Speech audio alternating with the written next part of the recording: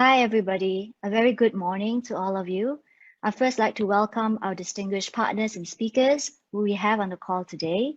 Puan Anita Abu Bakar, founder, Mental Illness Awareness and Support Association, MIASA. Victor Tan, Deputy Chairman, Befrienders KL. Puan Alia Ali, founder of Awareness Against Suicide, AWAS. And Diana Danielle, Malaysian actress. And of course, a warm welcome to all the members of the press. Hope you're all keeping safe in these times. Thank you very much for joining us today as we unveil the SamaSamaSupport campaign, a joint effort between MIASA, Befrienders, and AWAS. Now, we know that mental well-being is incredibly nuanced, and not just in the types of mental well-being issues that are prevalent in our society, but also in the way that people approach mental well-being individually. There have been an increased number of suicide cases before the COVID-19 pandemic, and in Malaysia, we continue to see a rise in suicides and calls to mental health and emotional support helplines amidst this pandemic. The pandemic has helped bring to light the importance of emotional resilience, and it has sparked conversations and helped us to normalize discussions around mental health and well-being. This is especially relevant in our part of the world in Asia, where there is still a deep stigma attached to mental health with many communities. Now, we know that more work needs to be done. And in order for us to ensure that everyone, especially our most vulnerable communities, are having these important conversations, we are inspired by people everywhere who are cultivating kindness and talking about their personal struggles and building support networks to help break down mental health stigmas. We've seen how people come together across our platforms in an effort to rebuild these connections and support each other. As an example, more than 180,000 people are part of over 3,000 Facebook groups dedicated to supporting people with mental health problems on Facebook in Malaysia. In the last 2 years, we have set a strong foundation in our support to the mental health space, and we will continue our commitment and our investment in tools and resources. This was done with Instagram's Real Talk that we launched in November 2020.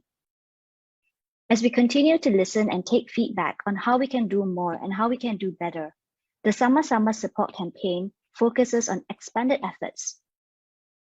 We are supporting and working with mental health partners who are experts of different spectrums, and today we have with us MIASA, an NGO that provides counseling, assessment, and various support to patients as well as to their family members or caregivers. Befrienders, a non-for-profit organization providing emotional support 24 hours a day, 7 days a week to people who are lonely, in distress, in despair, or having suicidal thoughts, as well as AWAS Malaysia, an NGO who is creating a safe space for individuals impacted by suicide and providing support on suicide loss. Social connection and inclusion are integral in building emotional resilience, and it will help destigmatize mental health conversations. Research shows that the main driver of mental well-being is strong relationships and connections. As social creatures, it is not surprising that spatial distancing, lockdowns, and self-isolation have contributed to these feelings of fear, helplessness, and loneliness. So to help destigmatize mental health and build emotional resilience, it is important to increase awareness and education and provide more equitable access to basic mental health resources and tools. Given Facebook, Instagram, and WhatsApp's scale, we are in a unique position to help make mental health resources more accessible and to connect people to the support from people who are experts, such as MIASA, AWAS, and Befrienders. And this is especially important in communities where there's stigma around mental health and people are not able to open up about their challenges or seek help. As part of this campaign, we also aim to increase consumer awareness around the various features available on our apps, things like time spent control and snooze, unfollow, how to look at your newsfeed at preference, so that you're always in full control of managing your experience on social media. We're also pleased to have the support of national sports icons and public figures like Diana Danielle, Malaysian actress and singer, Daphne Aiking, Malaysian television personality and MC, and Datuk Muhammad Azizul Hasni bin Awang, Malaysian professional track cyclist, for this campaign. We are grateful that they will be sharing personal experience and help raise awareness on the importance of nurturing, guiding, and taking care of mental well-being, and tips to manage their online experiences. During this ongoing campaign, consumers can follow our page on Facebook Malaysia and also have access to information to create social inclusion, to build mental resilience, and establish healthy social media boundaries. They can also participate in a discourse to destigmatize and normalize mental health-related conversations.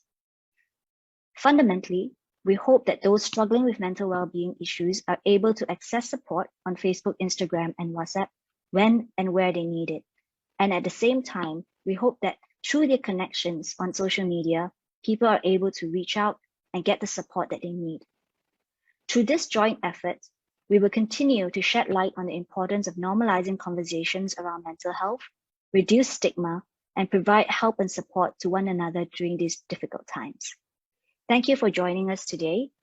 And right after this, I'd like to bring us to our next agenda, which is a panel discussion with our esteemed mental health advocates and our partners around social connection and inclusion as an integral part of building emotional resilience. All right, I'll go straight to the panel. First of all, I'd love for us to introduce the panelists today, and if possible, we'll spotlight each of them. First, I'd like to introduce Puan Anita Abu Bakar, President of MIASA. Hello, hi everyone. Thank you for joining us, Puan Anita.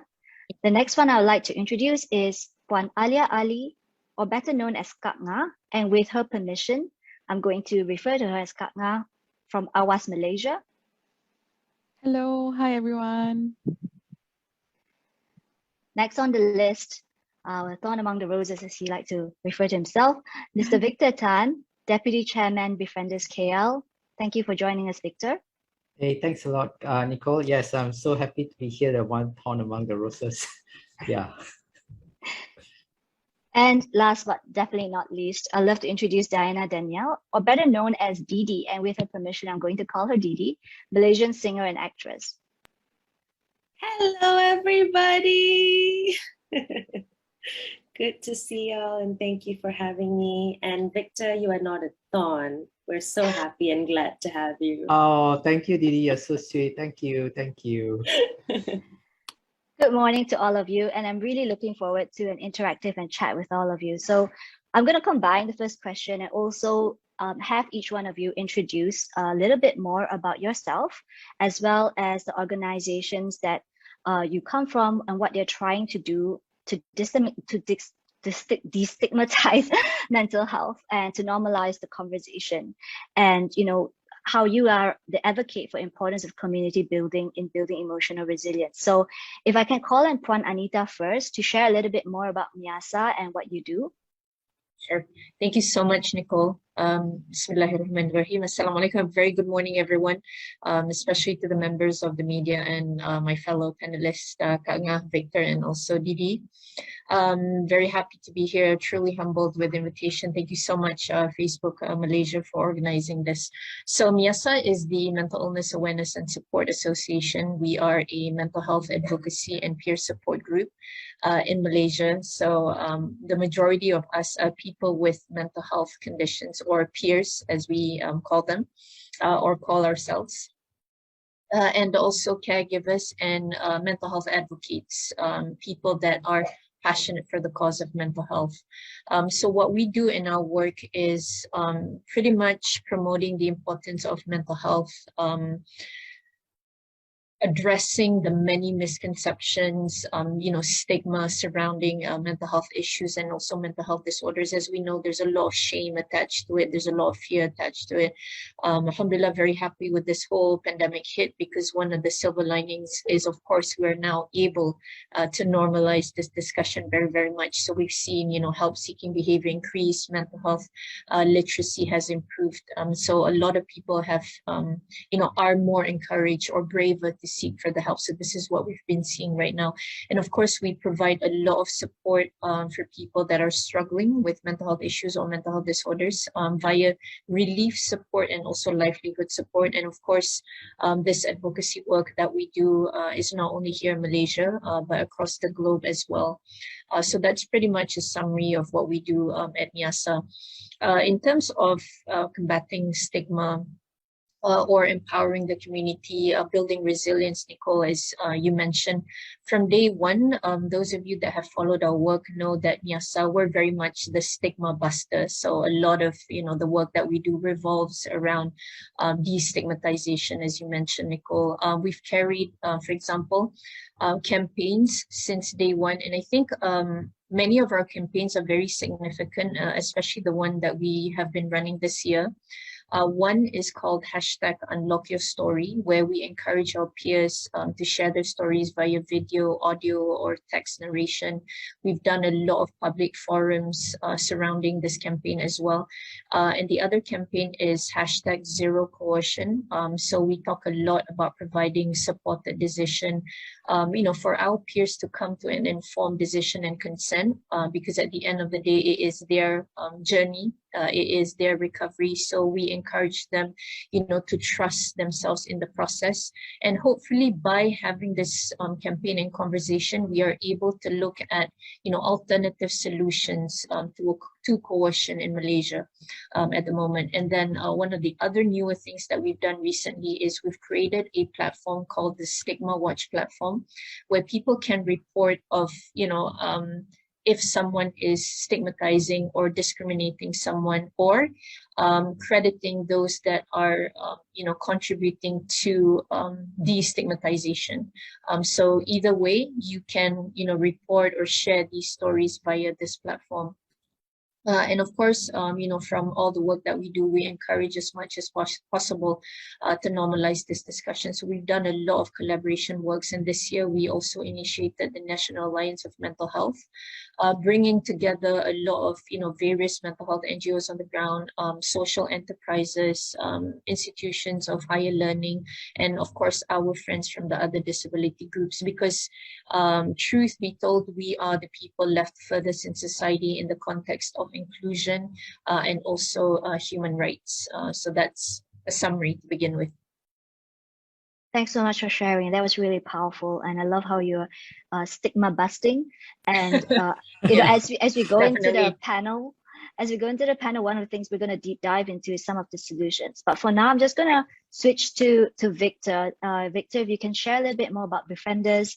I know people know the hotline, but I think I would love to get a bit more about what else you guys do. Right. Thanks a lot, Nicole. So Befrienders Malaysia, Befrienders Malaysia is kind of part of a large network called Befrienders Worldwide, which basically spun off from an organization called the Samaritans in the UK. And fundamentally, this organization was started on the basis of suicide prevention. So that's pretty much where our primary focus has been over the years since our formation all the way back in 1970, sorry. So yeah, we've been around for quite a while now.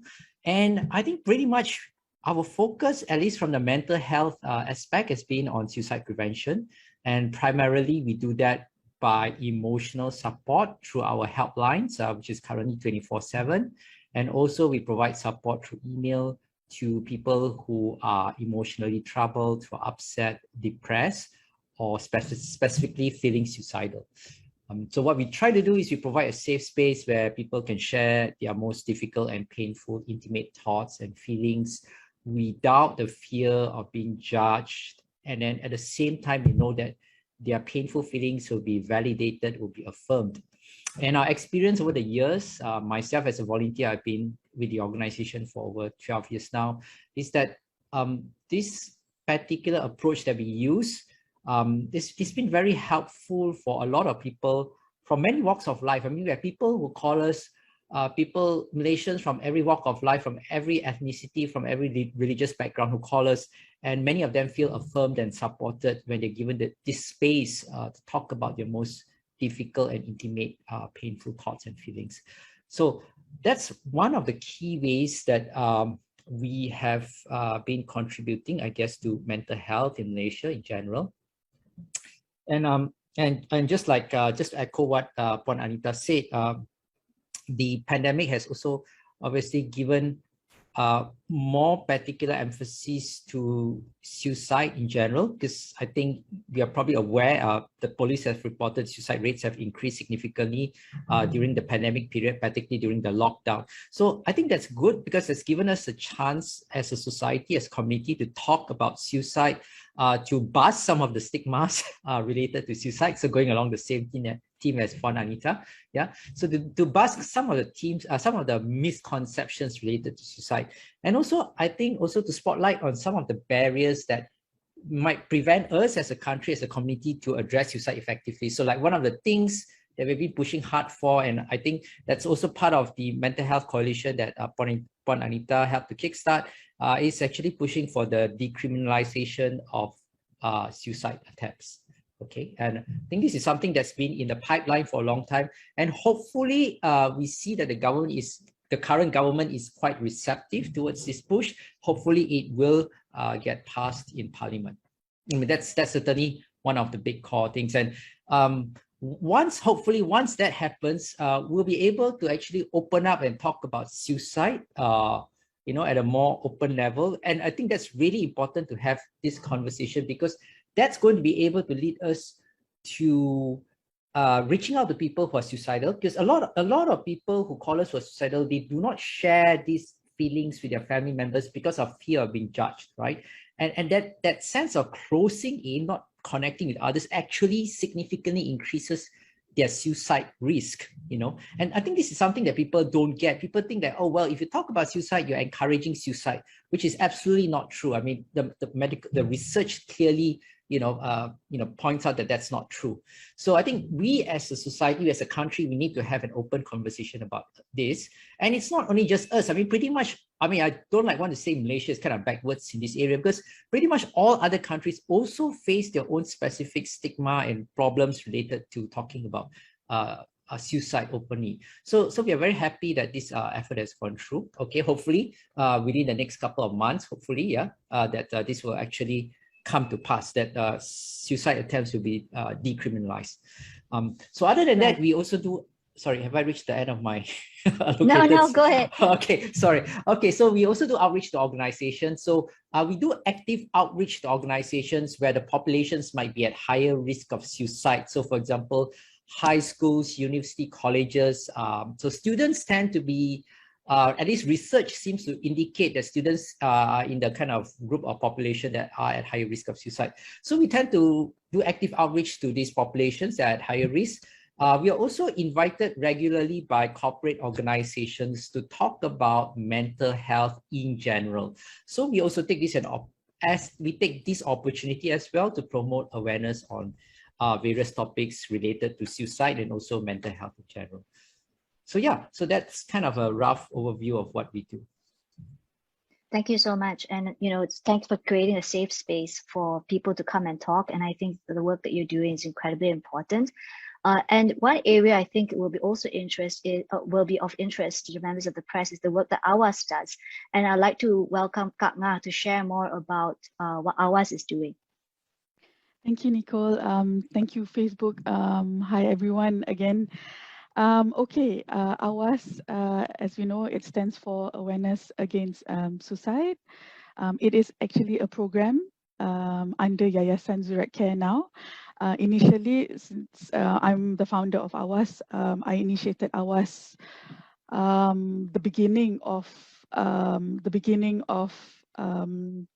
MCO. So that was March, I think around April 2020. So it started off with just an Instagram, social media, Instagram and Facebook platform. Anonymously, I started doing it anonymously with the name Kak Nga. That's why the Kak Nga is there. Kak Nga also is a very special name for me because the person I lost to suicide calls me Kak Nga. So it's a very dear name and it gives me strength. I initiated AWAS then, but through the platform, right?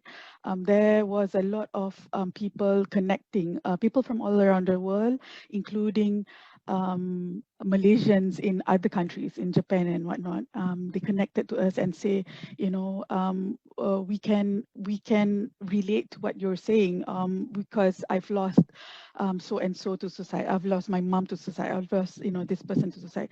So in June 2021. So we're still a baby among Mayasa and Befrienders. We're still a baby. In June 2021, we are adopted. We have been a part of Yayasan Zurich Care, a program under Yayasan Zurich Care, and now we're doing actively doing suicide awareness, suicide prevention, as well as suicide postvention. And postvention is fairly new in Malaysia. It's something that we don't hear much about. Postvention is actually the support given within a community after a suicide loss. So when a suicide death happens in a community, whether it's a residential area or a school, university, we would come in either by invitation, or we would connect to them and say that we provide the services, because as we know, after a suicide loss, there's shame involved, there's stigma, a lot of stigma, people are traumatized and things like that. So these are the things that we do, awareness, prevention and postvention. And since June, we have come up with a song called Harapan. It's a song of hope, sang by Sarimah Ibrahim and Damon Mikael. But it's our theme song, Zurich Care theme song. Through that song, we also had launched a concert. We organized a concert.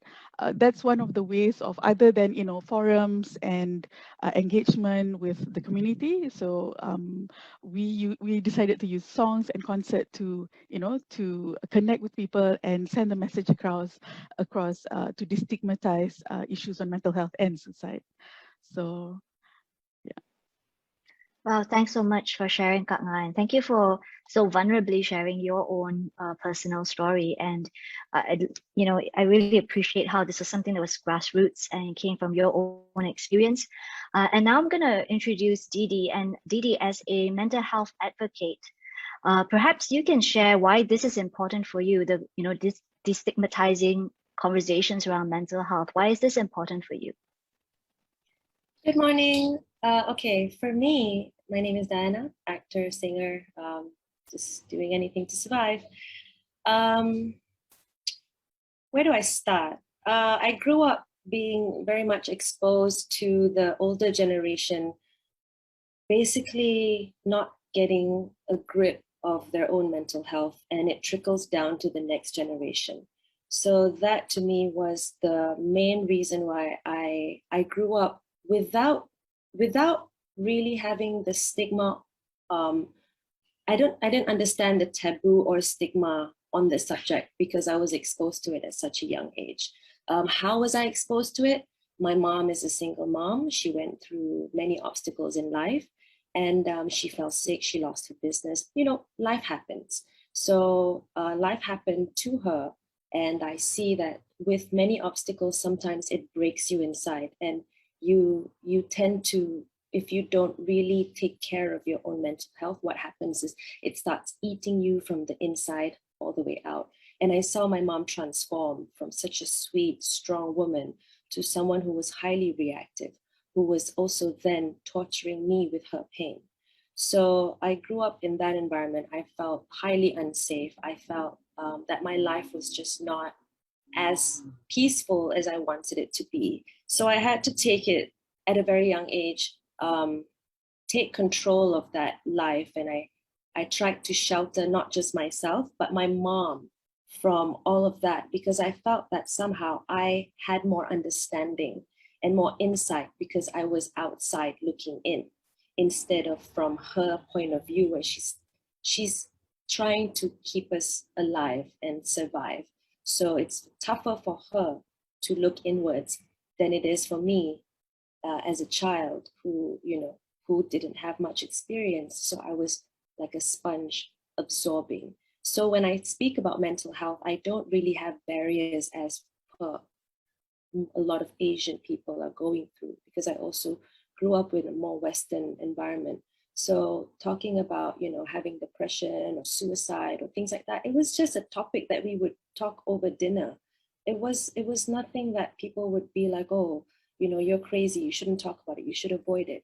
For us, big emotions was part of the conversation. And when I said us, what happened was someone came into our life when I was a teenager, who befriended my mom and me. And he was the source of all that neutrality because he was much older. So he had also the insight to look at both of us and say, hey, look, at one point at 9, I took some Panadol, like a strip of Panadol, because my mom and I, we had a very reactive relationship. So it wasn't 9, I think it was 11. And I downed half of that Panadol. And then the uncle came to me and said, it's not your fault. Whatever that's happening here is not your fault. And your mom is really trying to make things work. So you all have to be more forgiving of each other and work through this, because life is going to give you the chips that it's going to give you, and you need to make it work. So he always kept giving me all these advice through and through. And I grew up more at peace with all the things that happen, because as you grow up, things start to connect, and you realize that with all the things that happen, you're able to then help other people who are in that spot and may not have the people or environment that is supportive. I had, even though it was, I felt unfair that I had to go through it, but I had all of that support. So here I am today. I feel the pinnacle, the point where it went public when I was talking about my mental health was when I went through 2 series of anxiety attacks. And I realized that even in hospitals, there were not enough support. The first time I was diagnosed, I went to the ER and they said that I had a heart problem. So they transferred me to a cardiologist because my heart was beating irregularly, and they said my oxygen was low, right? So the cardiologist checked me and he laughed. He literally laughed and said, Diana, I was 24. So can you imagine when I came in and I thought I had heart problem? He said, Diana, I think you just had a panic attack or anxiety. Here, have some Xanax, go home and sleep it off. So that's the first time. And then the second time I was racing, again, I had the anxiety attack. This time I went to a different ER and they had no clue what to do with me. They're like, we don't know what's wrong with you. Everything is fine. Please go home. But I felt like dying because I couldn't catch my breath. So there I felt like, because I knew I had resources, so I was fine. But at that point I thought, what if other people were in this, and they didn't have enough financially, they didn't have support, they didn't know where to go. They would think that it would just go out of hand. And if you have kids to take care, a job to fulfill, imagine that sort of pressure and going through what I had to go through, literally with no support from, the medical side of things and also the mental side of things. So it was very scary to realize that I'm living in a country that decides to want to live under a bowl. So that's why I'm here, and I'm very happy to share the experiences, and thank you for giving me this space, because people keep asking me now what to do. So I feel that, I should probably be along with you guys to Right. talk about this. Okay, thank you, Didi, and thank you for opening up and for sharing so vulnerably. And I think that's one of the key things that we're going to be talking about today, around how people can open up these conversations and destigmatize mental health by actually talking about it more often, rather than being afraid to share their stories or being afraid to talk about it. And that's a perfect segue. I think you mentioned about how in your experience, you were in a place where you had a safe space, and that you had some support, perhaps later, perhaps, it could have come earlier, and that pretty much changed the experience that you had. And maybe I can open this up to the panels. How do you think people can leverage sort of social media and online space as a safe space to not only get the support they need, but also, have the right knowledge, the tools and the resources, and not leave it to chance where, in Didi's case, you were blessed to have somebody come into your life. But also, how do we make sure that there is more accessibility? Maybe I can call on Puan Anita to start off this conversation around what more can we do to create safe spaces for people? Great. Thank you so much, Nicole. And thank you, Didi, for sharing that so much, really. Okay, so if we want to talk about social media, I think via this pandemic again, we all went through that quantum leap, Nicole and everyone, because, when MCO started in March 2020, even people like Miyasa, mental health NGOs on the ground, we weren't able to operate because we weren't considered part of essential service. And we have never done anything online prior to that. So we didn't really know how to do things online. So that was a steep learning curve and we had to really learn it fast. So very happy with having social media. And so one of the things that what we've seen in the work that we do, Nicole, is this. Even though social media is available and we can leverage on it, understanding mental health help needs to be learned, right? Although the resources are available, but if people don't know how to get that help, they're not going to be able to access that help directly. So when we have social media, what we've seen happen, especially this year, a lot of people, a lot of organizations, social movements, very, very happy about this, have been sharing all these different resources. So every time when there's a post that comes up, mental health help, for example, and then all these different NGOs and helplines and hotlines are being posted up there. So very happy about that because a lot of people that come to us have told us, especially when they're battling suicidal thoughts and ideation or contemplating suicide, when they actually have that resources at hand, they will pick up that phone.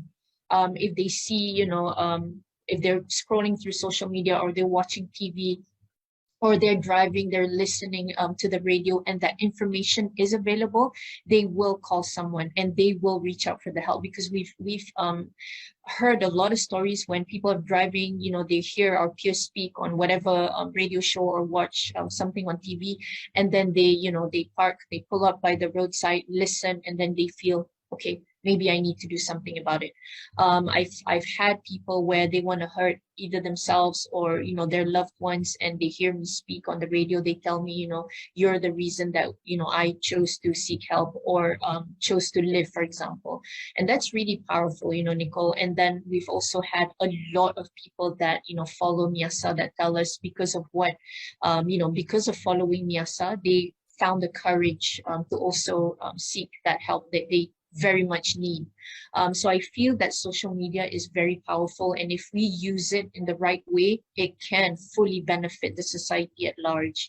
And also the other thing what I've seen is when especially social media or influencers or celebrities, public figures, share or share their vulnerability or open up about their mental health struggles, a lot of people feel encouraged to also open up at the same time. And even through the Unlock Your Story campaign that we've been running, a lot of peers have been sharing their stories, and via that a lot of insights are provided, and so a lot of understanding comes in, and people are able to support better. Then empathy comes in, validation comes in, and people know how to respond correctly or accurately. Because when we don't know how to respond, it can actually worsen the situation, especially people that are in severe or chronic situation, in distress or in crisis. So for example, in the work that Befrienders does, when you have a 24/7 hotline, it's very important and crucial because a lot of people actually struggle at night, and also because during the night, there's not much help. Right? Because a lot of people are asleep. You can't call your loved ones, your family, you don't want to disturb them, etc. So you need these, 24/7 hotlines. And this is also one of the reasons why, recently Miyasa launched our 24/7 crisis helpline as well. Because we've realized that, for the past 2 years, having our helpline 7 days a week, 12 hours a day isn't enough. A lot of people have reached out for the help. Now that more people are reaching out, but now you don't have the services to to cater for this, for the influx of people reaching out for the help, right? That's one. And the other thing, I really like what, Didi was sharing about, you've got, the hospitals, the clinical settings, but then you don't have enough training, right? So a lot of people that supposedly are the helpers now are there, but they're not able to help you because they lack the knowledge, or, they're not being trained enough on that. And this is why we've also seen, Nico, in the work that we do, a lot of our peers that, for example, go to health clinics or GPs, they come home empty-handed because they don't come, to a clinical setting, like what Didi said, you don't come in and say, can I do a mental health screening? You don't know that for certain, right? So when you come in, you're going to come in with physical manifestation, or you're going to say, doctor, I don't feel so well. I don't know, what's wrong with me.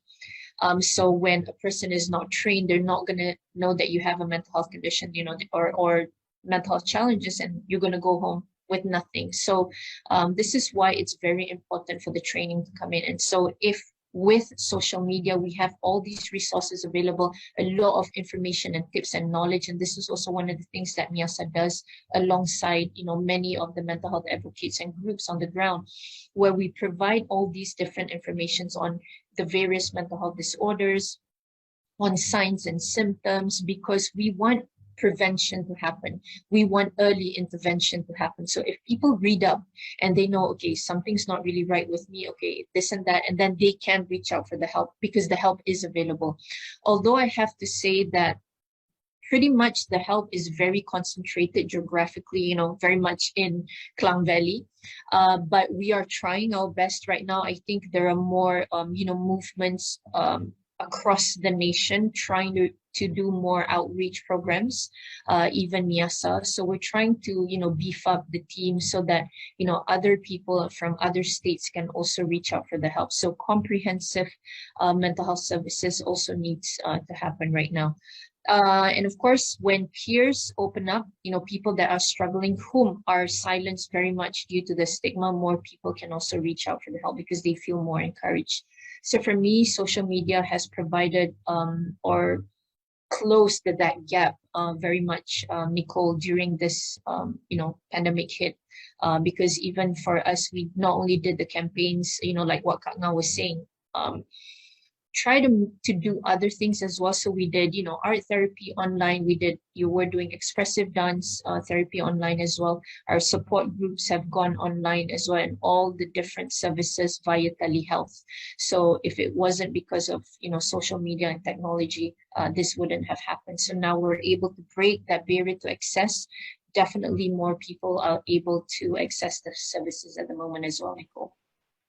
Thanks, Puan Anita. I think there was a very rich answer. I mean, there's a role that social media can play in terms of raising awareness, and of course, that is through all the programs and all the activities that a lot of NGOs and various organizations. And the more that we see it, whether it's on social media or off social media, on TV, on everywhere, the more people are in a position to feel that they can talk about it.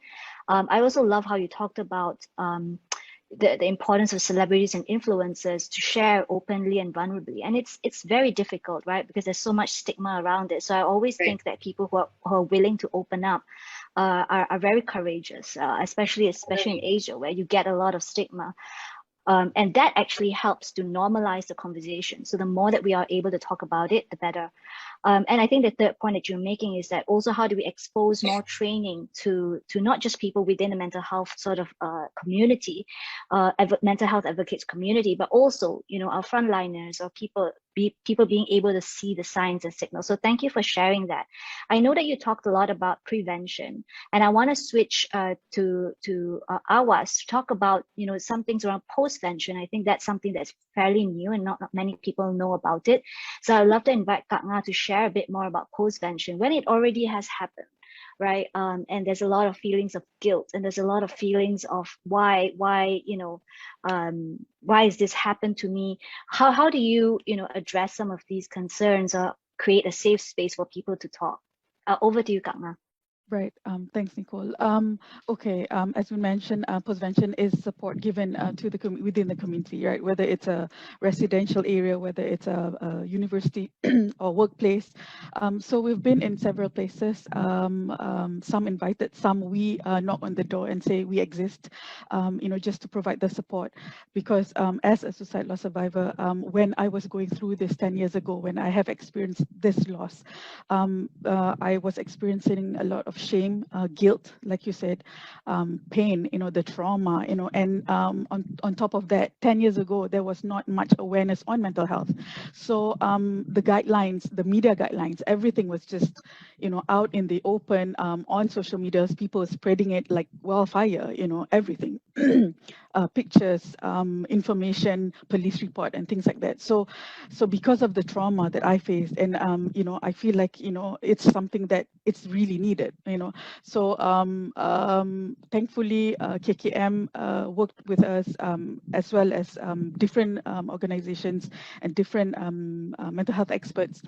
So we would go down. We would well, now because of the MCO, everything is online.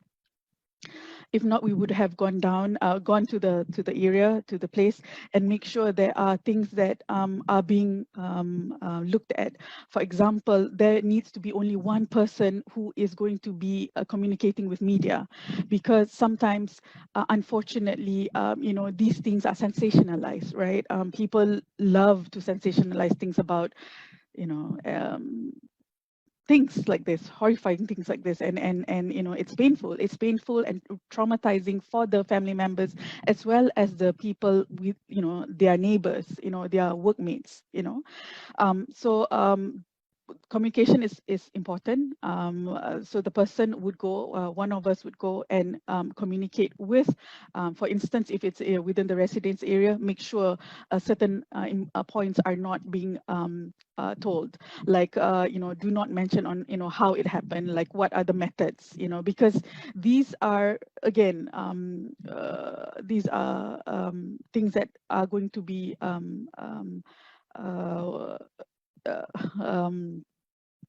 what was the word I was using, Junta? Is it triggering? Yeah, it's also triggering, and at the same time,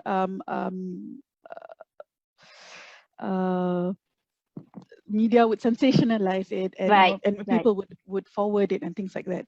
So They're taking out the stories they want to hear. Yeah. right, so it's really important that the person knows what to say and what not to say. Only one person will talk to the media, because during this situation, circumstance, people are panicked, and everyone wants to talk about it and share about it. So it's important to have that safe space to talk about it, because sometimes when we're panicked, when we're stressed out, we just want a safe space to ventilate, and to make sure that we say it to the right people, because saying it, in social media, for instance, or saying it to anyone who is not aware or not being sensitive to the family members, or or the people who are struggling with it, or people who are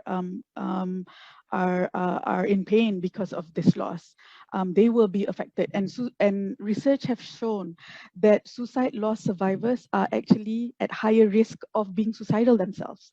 They are higher risk at being suicidal, or struggling with mental health, or having addiction, having drugs or addictions problems. So these are the things that postvention would help. It's really important for postvention to come and intervene the situation, and support, especially people who are grieving. A lot of them are grieving and dealing with a lot of pain and guilt. Some cannot sleep. Some would have, I remember going to a residence area and say they cannot stay there for a while because they witness it. They could hear things and see things that are not there anymore, because of the trauma. So so we come in and address things like trauma, and let them know that these are the things that are normal, because although the experience was an abnormal, experiencing a suicide loss is not a normal thing, right? Yeah. But Yeah. going through, like having the reactions are normal, you know, like being afraid, being scared, feeling guilty are all normal. So having somebody to support them, you know, is important, would validate their struggles. And at the same time, if it's prolonged, if the mental health condition is prolonged, if they cannot sleep after 2 weeks, if they're still struggling with anxiety and things like that, they know that they can have the support either from ours, or they could, you know, go to any NGOs or any hospitals, clinics, doctors to get the support, because they need to know that whatever is more than 2 weeks is not normal. Whatever is affecting their functioning, you know, normal functioning, daily working, sleeping, you know, things like that, mood is something that they need to know that needs help. They need to find help and seek for help, so that they won't be affected further because of the suicide loss. Yeah. Yeah, and I know that Victor, you were sharing a bit about how Befrienders create a safe space where people, you know, without judgment are in a place to call. Perhaps you can share more a little bit about, you know, what are sort of like the right tools and resources that you've been in this field for such a long time, you've seen working.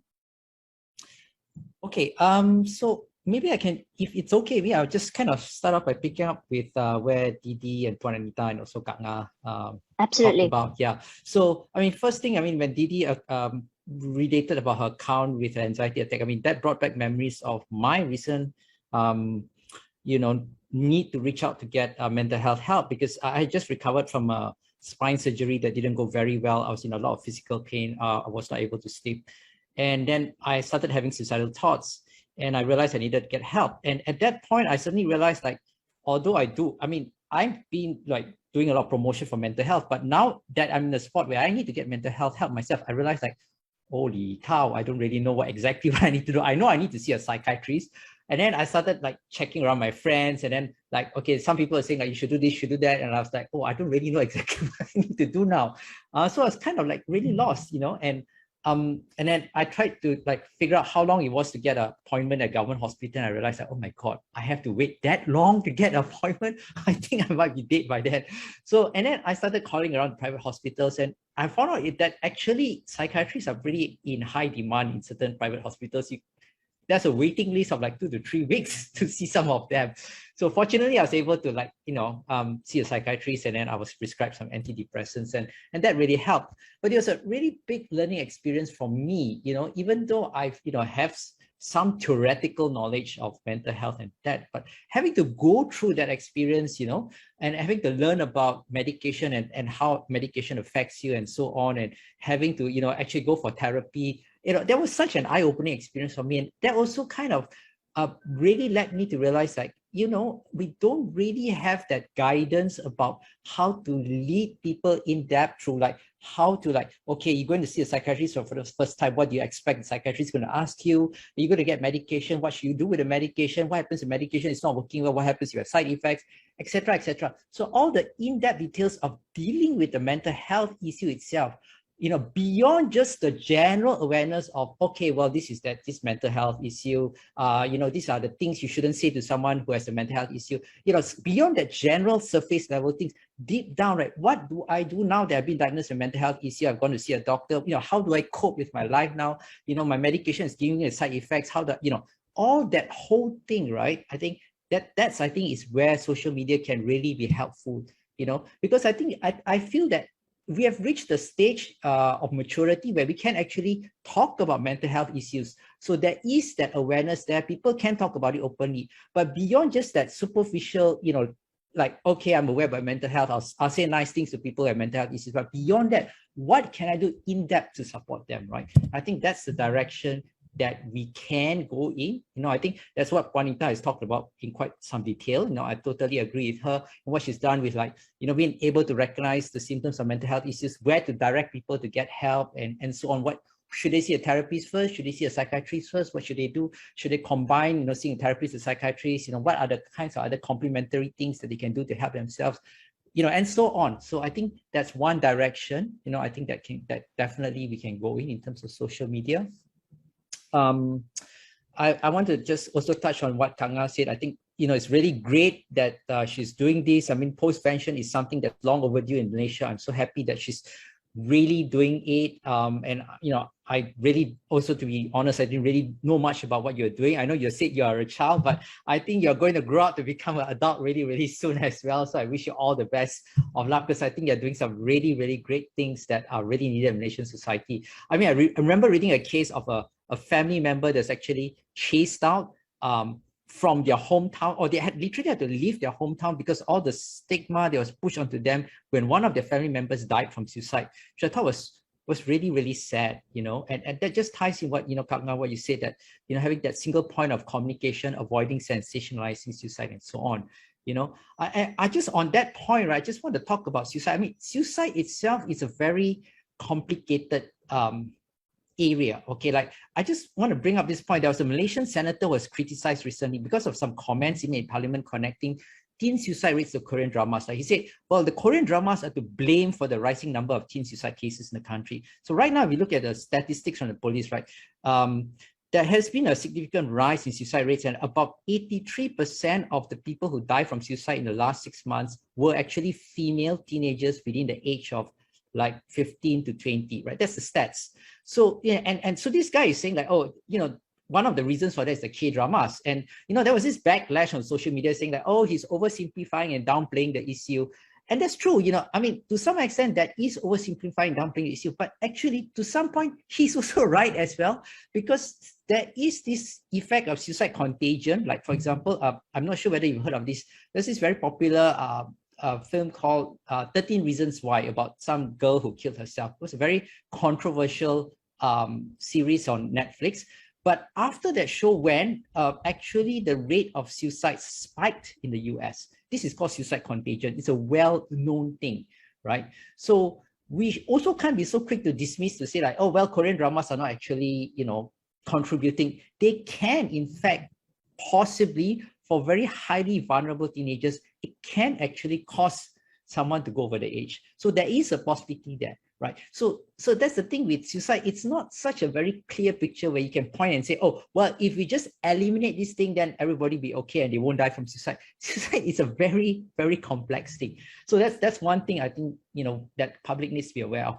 The other thing is also, I think that it might be a danger with a lot of the suicide awareness campaigns, in that the sense that we say that, okay, we can be aware of the signs of suicide.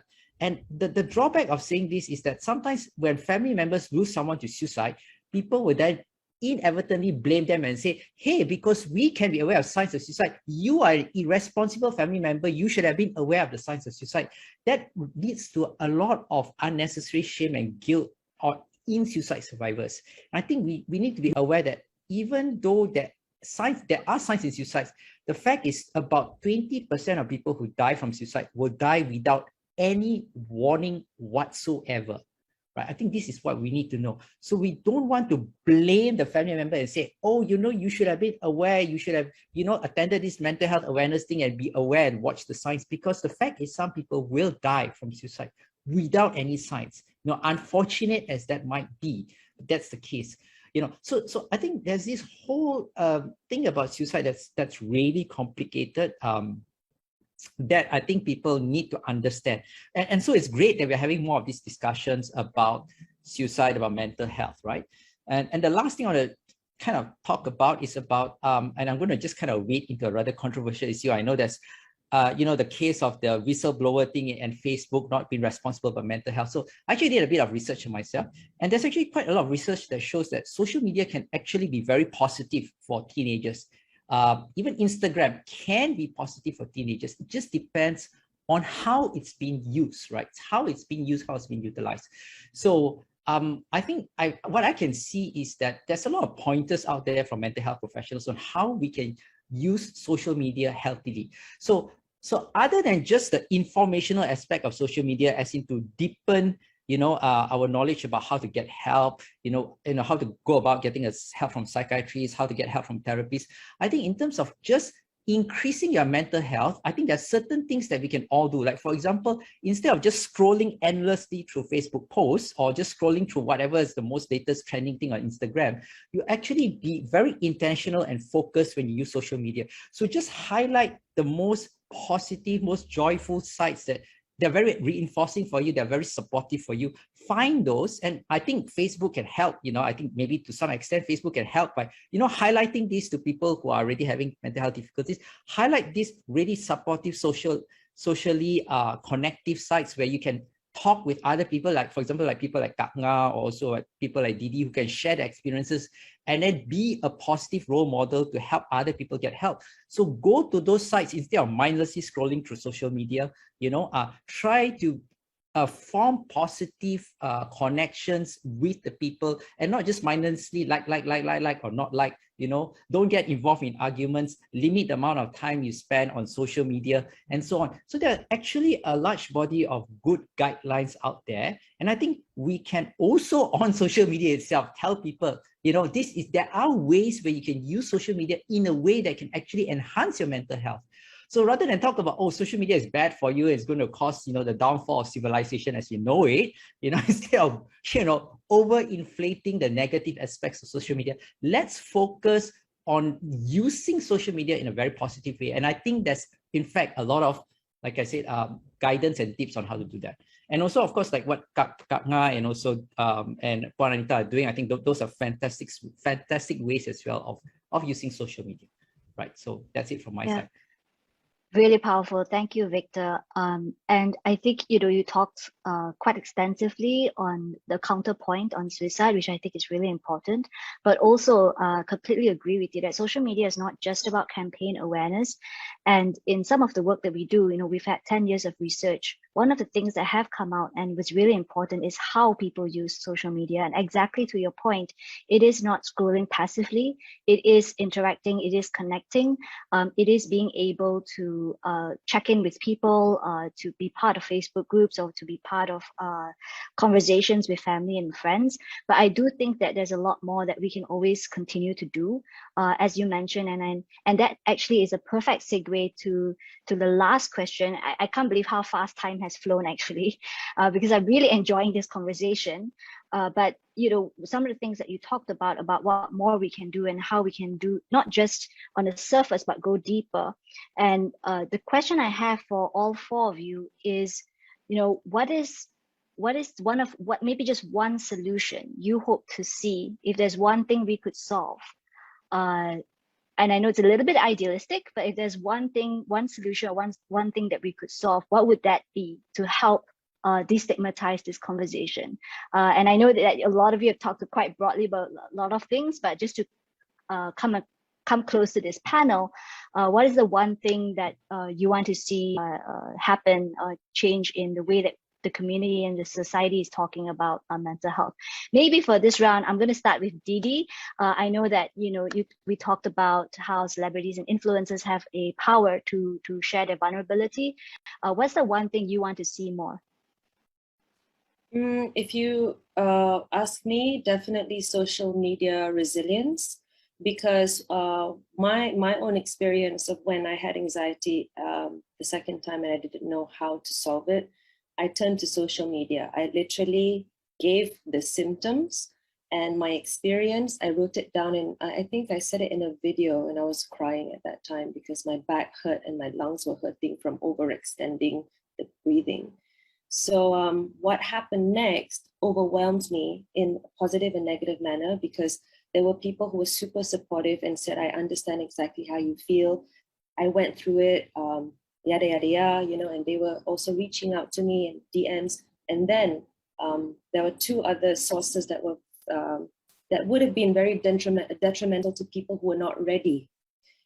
Because I'm an actor, I face all of this all the time, and I said it's not taboo for me. So people attacking me felt like a breeze, more like, because what happened was I had people calling me fake, crazy, stupid, like you name it. I had all those labels on me on social media, and they said like I was not religious enough, I didn't believe in God, I wasn't doing my dues as a Muslim. People were just attacking according to their own viewpoint. But I understood the society. So I was able to take it in a more mature, calm manner, because I knew that, listen, this is not a conversation for everybody. Not everyone's going to believe you. Not everyone's going to stand by you or support you. But know that when you speak about it, you're speaking to people who matter. You need to focus on the fact that you just want to focus on those who are there for you and those who also seek help. Only those two niche. The rest, they can say whatever they want, they can throw whatever garbage on you, but you need to have the resilience to talk about it and face whatever that comes your way. Because if you're going to be an advocate or you want to seek help through social media, but you're not mentally ready for people who are just going to kacau your sanity, then don't speak about it on social media, because it could turn worse and you could be even more helpless. You could feel even more like a failure, or that you didn't take care of yourself enough if you're not ready for it. So for me, have that right mindset that when you're going to open up, there are going to be people who are going to deny you. Because I had reporters, the first few questions they asked me is, Diana, why do you feel that people are saying you're making this up and you just want attention? My response is always, but they're not my audience. If those people are going to say I want attention and that I'm crazy, then I'm not speaking to them. I'm speaking to the people that matter to me and those who are going to give me support, those who believe me. I don't have time to entertain people who don't believe me, who are going to simplify or make it like it doesn't matter. That's why I feel that people who are going to talk about this need to have that mindset that, especially in this culture, not everybody's going to accept you talking about it. Right. Thank you, Didi. Thank you so much for sharing that. And I'm gonna, you mentioned about creating a safe space to talk about these things and having the emotional and mental resiliency. And I know that Kak Nga kind of touched on this as well when we were talking about postvention. So maybe I'll switch to Kak Nga. What's the one thing that you want to see the community and society come, solve? Like, what's one solution that you would like to see more of? I would say stop bullying. As we know, social media has its dark side, which is bullying, and we can stop. It's within our means to do that. We don't have to be mean behind this. To be mean behind the screen, people need to be. What Didi was saying is actually really powerful. I am actually, although I'm a mental health advocate, I'm also struggling with mental health condition. I have anxiety and depression, and it's not easy. It's yes, I want to advocate and want to speak up and share about the suicide loss so that we can normalize conversations on grief and losing loved ones to suicide, right? But at the same time, we have our struggles too. But thank you, Didi, for that.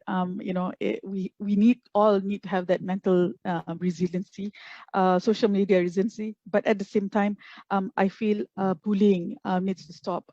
Shaming and bullying, because it's only going to make stigma worse.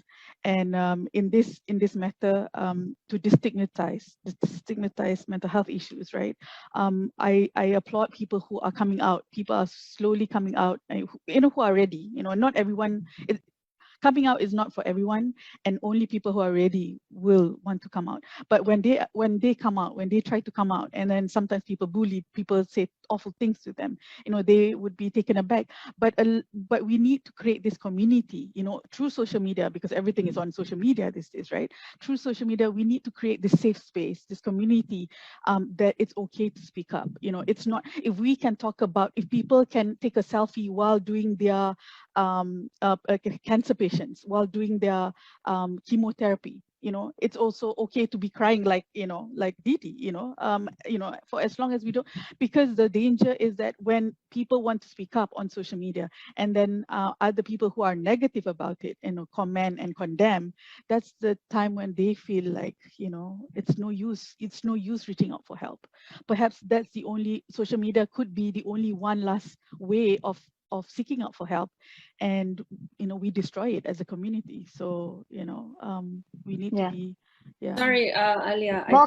Sorry. I need to touch on this. The thing is, when we struggle to have people accept what we're saying, that's where the pain starts on us. So that's why don't expect people to understand. Don't expect people to stop bullying and to say the right things, because that's asking for something that's ideal. But you need to empower yourself and know that you're okay with it and that you will have your own crowd of support, and that whoever that's going to deny or downplay what you have is just, it's that audience that wasn't supposed to enter in the first place. I feel that that's a more healthy way of looking at it, because social media is a global platform. So there's going to be different types of personalities that are always going to be there. And whatever topic you talk about, there are people who deny.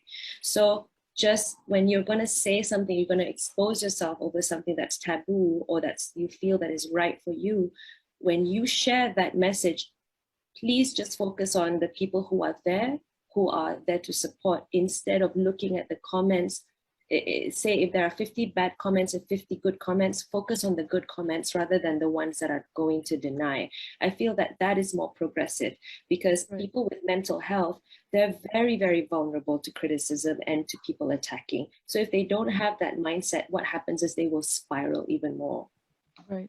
But at the same time, if I may add, I'm just saying, to compare to like 10 years ago, right? 10 years ago, there was, people were awful, nasty, really nasty about suicide laws. People were judgmental. I mean, people are still judgmental now, but it's less because the community is more mature, because there's a lot of awareness and understanding surrounding stigma and, about mental health and things like that. So as we move, as we progress, I feel, it's going to change. The community is going to change. There will be the minorities who are going to, talk about it, but we need to move fast enough so that we don't lose lives. Basically, we are bulldozing a path that's not there yet. So that's why you have all of that sort of like, all these like trees and forests that are blocking your way in a way. These are netizens that are doing that. Because if you're bulldozing, it's going to be harder for us, but it's going to be easier for the rest. Right. So, if we're going to take the bullets now, we know that there's a bigger cost to this. Mm-hmm. Yeah, but I think Kak Nga, and I just want to embellish what you were saying, right? What you're asking for in a clarion call is, as we have more awareness, as we have more knowledge, as we see more education, and as people are able to talk about this more openly, we're asking for people to choose to be kind. We're asking for people to choose not to bully, to think about what they write on social media, to consider that their comment has impact and has words, right? We always talk about impact versus intent, and I think that that I totally I think that's one thing which definitely platforms ourselves can try to do, tools and resources in terms of restricting comments and nudge and all of that. But I think there is also this we need the entire community and the entire society to raise their awareness, to learn more about this, and to have that active choice to be kind. And it's not easy. And I agree with you, Didi, that that there are always going to be that bunch of people who are just maybe I'm just skeptical because I get it every day. Right, of course. How do you teach people to be kind? Yeah. Yes, because sometimes how do we encourage kindness? What happens is they're not trying to be rude. They're just presenting their own perspective. So sometimes that perspective may not be agreeable to our point of view. You know what I mean? Sure. So asking someone to be kind is okay. But then forcing people to agree when they're not ready is another sort of hill to climb. Mm-hmm. So we have to wrap up. So, because I want to make sure we have time for the Q&A with the press. And I'm going to ask Puan Anita if she should like to share her final thoughts on this. I know that we've kind of gone through everyone. What is the one thing that you want to see as a society for us to solve or to destigmatize the mental health conversation? Right. Thank you very much, Nicole, for the question. I think for me, it's more about how do you include people with mental health disorders in society? Because a lot of times, we talk a lot about, we have a mental health disorder, what do we do about it? But really what we've seen through our work is a lot of people do go through the recovery process, but then a lot of times they fall through the cracks of the system. because, we don't have a sustainable solution for people with mental health disorders, especially, the B40 groups, my friends, our friends from, the homeless folks, for example, people that are institutionalized. We've got 4 huge mental institutions, or the big psychiatric hospitals here still in Malaysia. Our friends incarcerated in prison, for example. So these are the groups that we're not talking about a lot. And then a lot of people are not being supported in the workplace, for example. So then they lose jobs, the environment isn't conducive for their recovery journey, for example, when they, in actual fact, they can actually recover and, be productive, lead quality lives, for example. So for me, it's more about, inclusion. So we need to be focusing, for me, the mental health system, yes, but outside of it as well. So what do we do? So it's more about focusing on the social determinants of health, talking about housing, for example, work opportunities, social security, for example, transportation, lifestyle, community living. Because if not, Nicole and everyone, a lot of people are still going to go through stigmatization and discrimination, exclusion. All these things continue to happen because we don't have that sustainable model for everyone. And so one of the things that we did, just to share really quickly, is in 2019, when we did the International Mental Health Recovery Conference, we had a Malaysia stakeholder meeting. 5 resolutions came out via this stakeholder meeting. 1, fighting stigma and discrimination, exactly what we're doing and talking about today. 2 is actually to provide the right to work, a right for employment for every person, right? So no person gets left behind.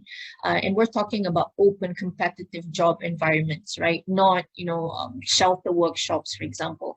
3, we're talking about accessing housing, right? The right to housing, a roof on top of our head. So low-cost housing or supported accommodation for people with mental health disorders and also disabilities.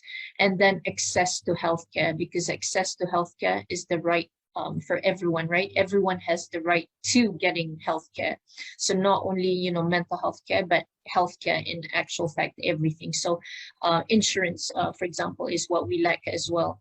And then number 5 is, of course, one of the things that we don't talk a lot about is, of course, closing down mental institutions, because recovery is in the community. So we must talk about expanding community mental health services.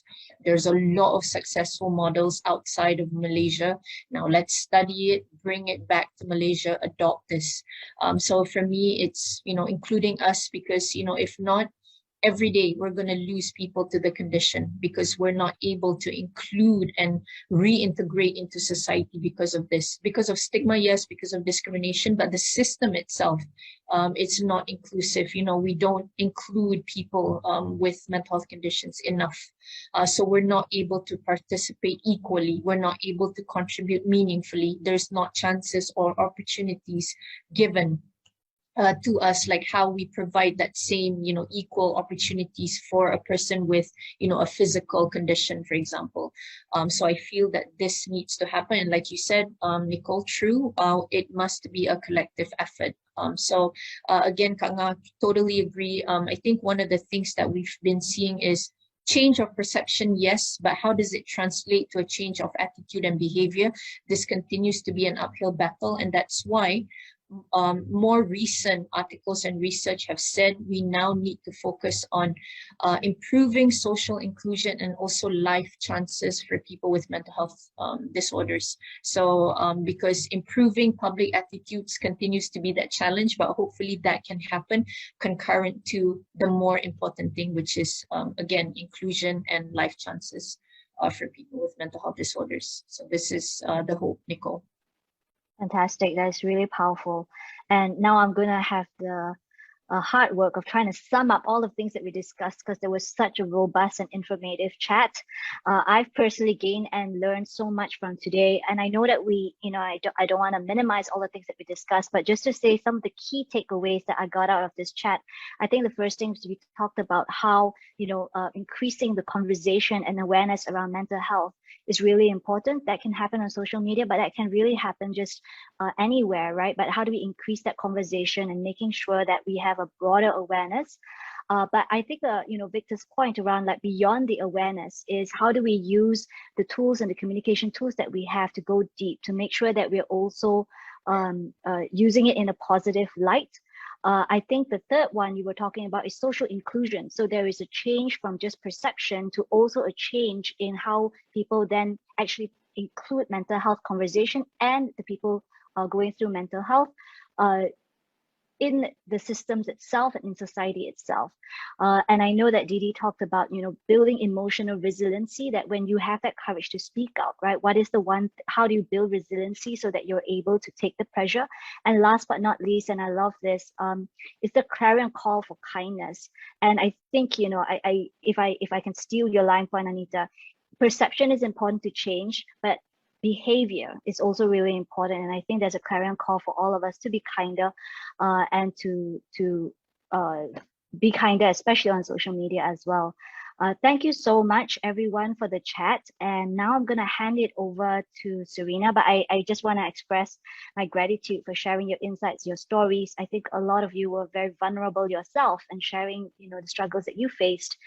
So I'm just so grateful for that. And thank you so much for sharing that.